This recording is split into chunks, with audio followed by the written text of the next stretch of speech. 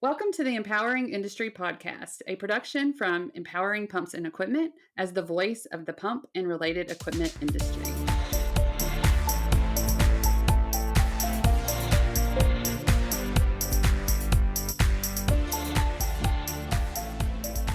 Welcome, Caeley Looney, to the Empowering Industry Podcast. I'm just like a little girl in a candy store right now. It's like Caeley Looney is on our podcast. And so I'm going to let you start. I mean, I met you in Chicago at the model call. I think it was just fate that we both were there. Yeah. But yeah, so tell everybody, what's your story? Sure. So, hi, my name's Kaylee. I work full time as an aerospace engineer, mostly on small satellite systems at L3Harris Technologies. I also started my own nonprofit 3 years ago now. It's weird to keep adding a year. That's all about getting girls into STEM and really amplifying the voices of professional women in STEM to become role models for the next generation. Called Reinvented. I'm also kind of like a part-time maker, full-time Netflix binger, French fry lover, and I also have 2 dogs. So that's kind of like me in a nutshell. Yeah. And I mean, there's so much there. Just fascinated with you kind of how you got into the industry. So you're not, I wouldn't say new to the industry. You're just, not, 20 years experience, but tell us how you got into your industry, your job, your career. How did you, what pushed you in that direction? Yeah, so I think when I tell this story, I typically start like way at the beginning, like all the way back at the beginning, like kindergarten beginning. I grew up wanting to be a fashion designer. And Charli, I have to send you a picture or something so you can like put it somewhere. But if you Yes. saw me when I was little, if it were up to me, I would go out in like mismatched princess outfits with like a fairy wand every single day. And so there is a reason why my mom dressed me like through middle school. The world was not ready for my fashion sense, and that's fine. It's okay. Maybe it's more ready now, but I am ready for it now. Let me say, I have seen her fashion that she created, by the way. So she is a fashion designer.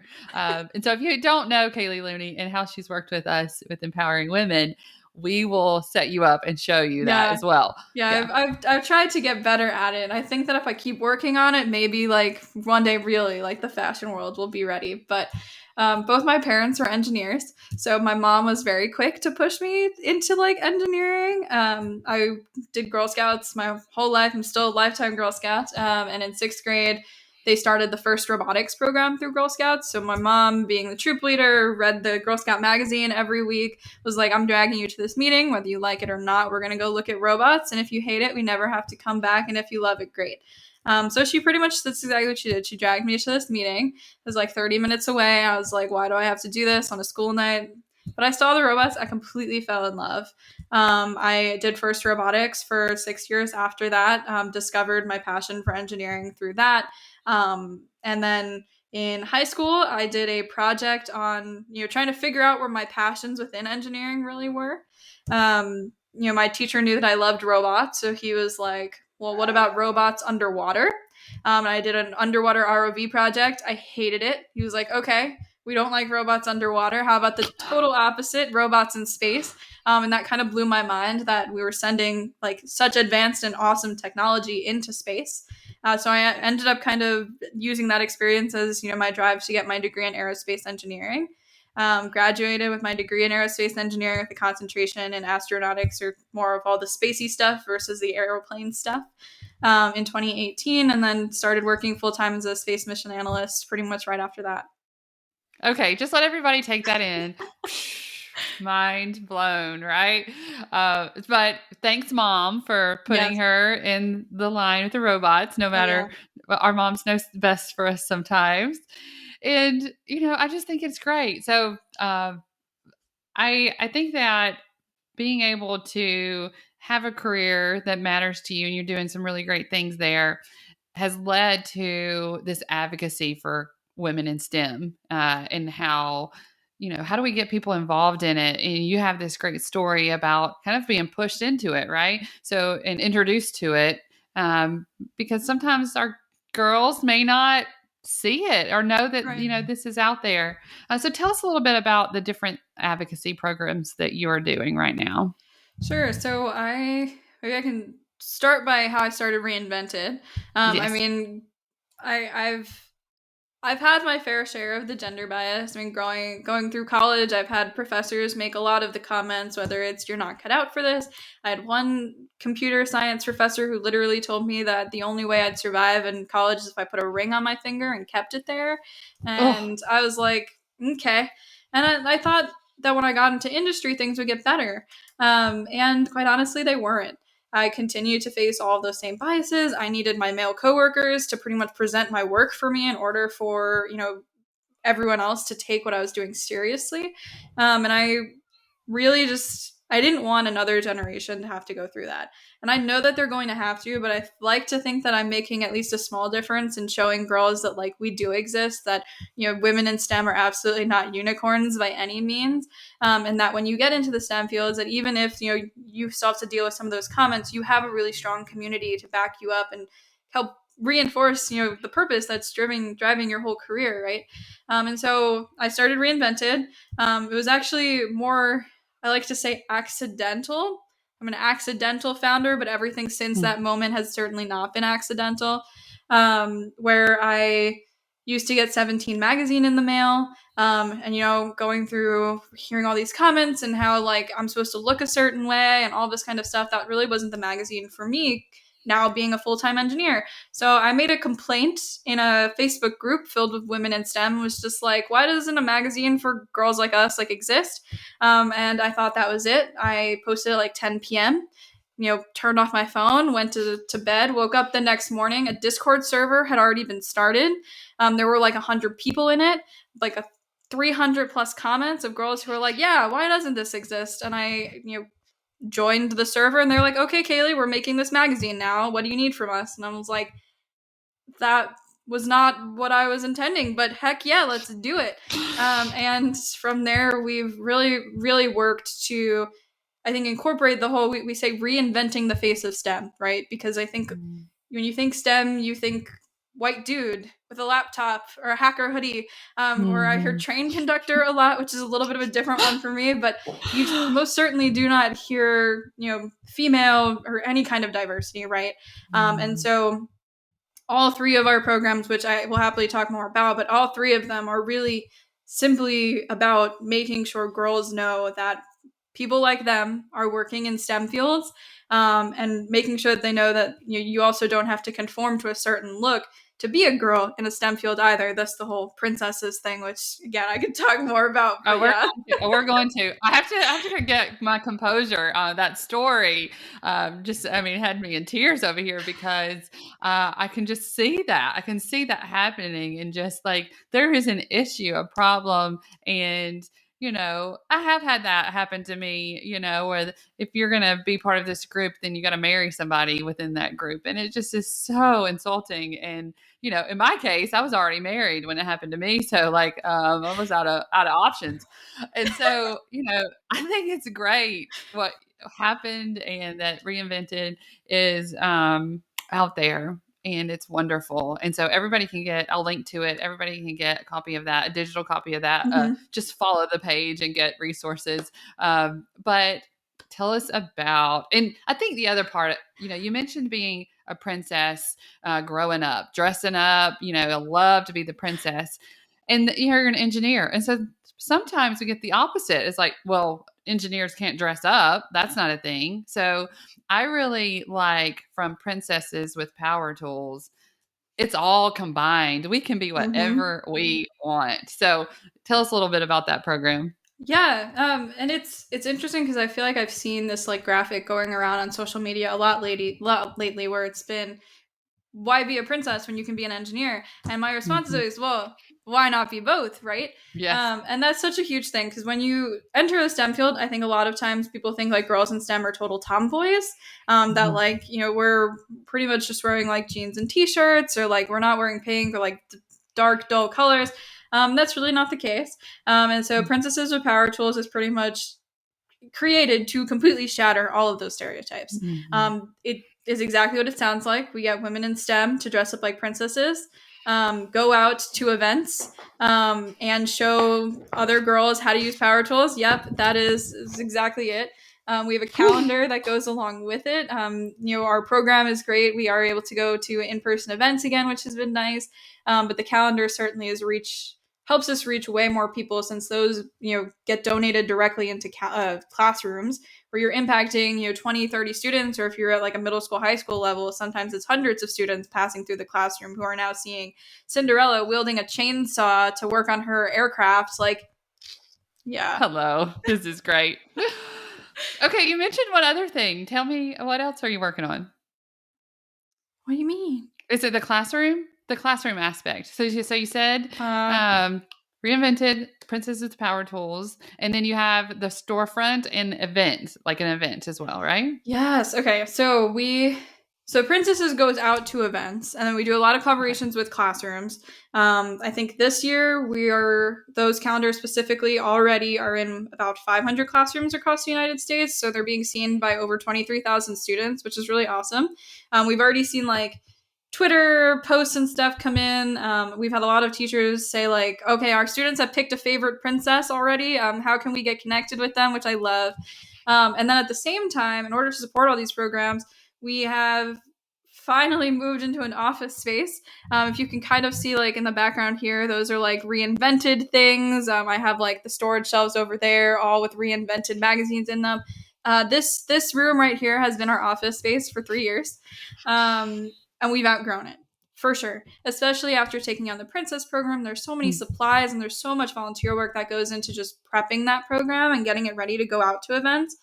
So we are so excited to finally have what I'm calling like volunteer HQ, a place where our volunteers can like actually come together, work collaboratively. That's not my home, and help make a bigger impact and help grow Reinvented to a point that, I mean, like I said, we get so many requests for reaching so many students, and it doesn't fit in these walls anymore. Yeah, and also you reached out to your community in order to even like get the supplies you needed for this office space. I thought that was amazing. Oh my gosh. Yeah, the support we've seen. So we created an Amazon wish list, which historically, like, we've always done pretty good when it comes to wish lists. I think that donors really like to see like the items that they're purchasing or their money that they're donating going directly to something. We see it with our teacher care packages, and then we saw it again here. We created a wish list of, I don't know, it must have been at least like 100 items, and it had been up for maybe 2.5 weeks, and the whole list was cleared, completely cleared, to the point where like the only 2 items left were like 2 that we say we need like unlimited of, and even then, I was just at the PO box like an hour ago, and I still picked up boxes of just those 2 items because people are still trying to contribute, and I'm completely in awe. I've been posting pictures, I think, every other day when I go to the PO box, and like everyone at the post office knows us. They're like, "Oh, your box 6155. We got a ton of stuff for you."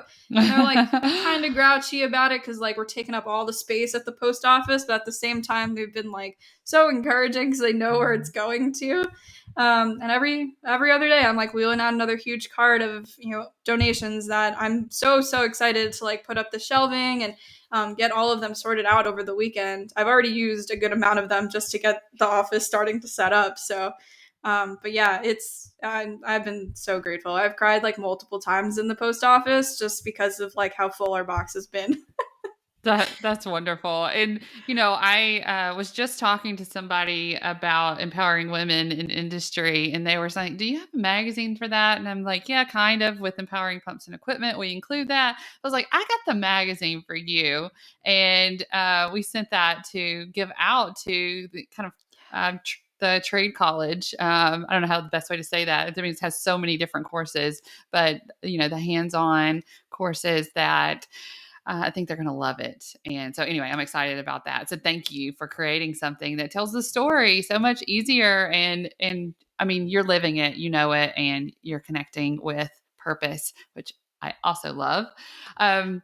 What else? What else do you want to talk about? I mean, I feel like we can go in any direction with you. You are a leader all the time online, your social channels. I think what you're doing there is showing your life in action to inspire. And so do you ever feel like, I wish I was offline, like that nobody could know me. Like, do you ever get Um, that? I don't know if you noticed, but I didn't post a daily check-in yesterday, and my day was just it was rough. So I feel like I have grown a pretty strong relationship with a lot of my followers, to the point where like I didn't post yesterday, and a ton of them were like, "You doing okay?" Like I didn't see a check-in Right. today, and I was like, yeah, it's just I don't have I a do that nice to Bethany. check-in. Yeah. Yeah. But I don't know. I do definitely think that there are some days where I don't like posting or I'm just not feeling up to it. But a lot of the times I will post and I'll share about how like my day has not been going well or something that I'm struggling with. And I get DMs of people who are struggling with all the same things. And I'm like, okay, yeah, this is why I make sure that, I'm talking about these things online, right? Because not many people do, especially in STEM spaces. I think you get a lot of women who think that they need to be brave and like can't be vulnerable because if they are, they get eaten up by the industry. And so having a space online to make sure that other women are that there's someone that they can resonate with, someone that they can talk to about this kind of mental health stuff and just how their life is going. I found that it's been super super valuable. And Emily Salaby's gotten me on the Friday wins. She does that with her Hazard Girls, and I loved that. So I started that on my social media. And people are like constantly sharing their wins with me, and I love celebrating with them. And I love that everyone celebrates with me when I have a win too. So yeah, sometimes I wish I was offline, but I find that the benefits of being as vocal and sharing more than what I thought I ever would have had a lot more, has done more good than bad for me. Yeah, for sure. I think it makes us real. And, I laugh all the time when we get on this podcast. I'm like, Bethany always asks me, how's your week? And I'm like, do I have to say it's good? Like, can I just sometimes be like, no, this is not a good week, And it's just kind of, I think what we do and what we just don't ask each other that. If we know it was really bad, the question is not, how was your week? It's something a little different. But to the same point, we don't always have to be happy and cheery and, Right. we're normal, right? We're normal people. But Right. I also like to show up with the energy. So I'm so Yeah. glad I'm on a good level for you today, Kaylee. Okay. I do have a couple other questions just Okay. about, what any type of like project that stood out to you or like tell me something about your work. Oh my gosh. Like in the space industry. Hmm. Okay. I mean, I know you can't get into stuff Yeah. like that in detail, but like, is there something like that you can just tell us like that was super cool? I don't know, or challenging, right? Either one. Hmm.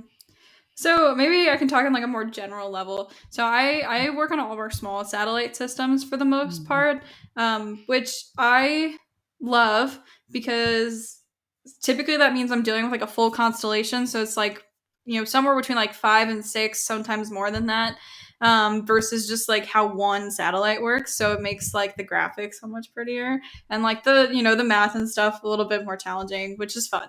And so I think what my favorite part about my job, and this is kind of ranges from each project, is that every day is different. Hmm. Um, every single project that I work on is different. I mean, the fundamentals are always the same, but I am kind of given the weird job that my mentor calls like the heart crushing job, like the soul crushing job, because I tell people why their stuff won't work. But I view it more as like the connector, the one that really like brings people together and makes sure that the RF people, right, the comms people who only build antennas understand why their antenna can't like use like a bajillion volts of power, right, and make sure that the power guys understand how much the antenna guys need. And so I thoroughly enjoy the fact that like I get to practice a lot of that science communication that I think you see I like to do a little bit more through the magazine, and like it's obviously part of my passion, right, is the education component. I get to do that in my job through most of the programs and projects and satellites that I work on. So Yeah. yeah, I can't So talk that's it in a about like nutshell. more than I know. that, I I guess. know. I know. Okay. So So I talked about her fashion earlier, and I just want to tell y'all, because she mentioned constellations again, she made a dress that lit up. And actually, it was 3D printed tiles that came all together and formed a sky, basically, of all these different constellations. It was just wonderful. I mean, I think it's I got to see it be created, and I feel like that's part of it, right? You engineered it, you put it together and crafted it, and it was, so I really loved it, and the shoes too. I know. I mean, a matching purse and shoes. Although the purse and shoes, I think, go a little bit better with like a shorter cocktail dress, because the dress on its own has so many lights on it that like more lights, I think, gets a little crazy. But I don't know. I'm obsessed with like playing around with LEDs now, so I'm trying to think of what my next project's gonna be with LEDs. I have a few other like projects that I'm working on like in the meantime. But that so are follow not her LED Instagram. related. That's follow her Instagram.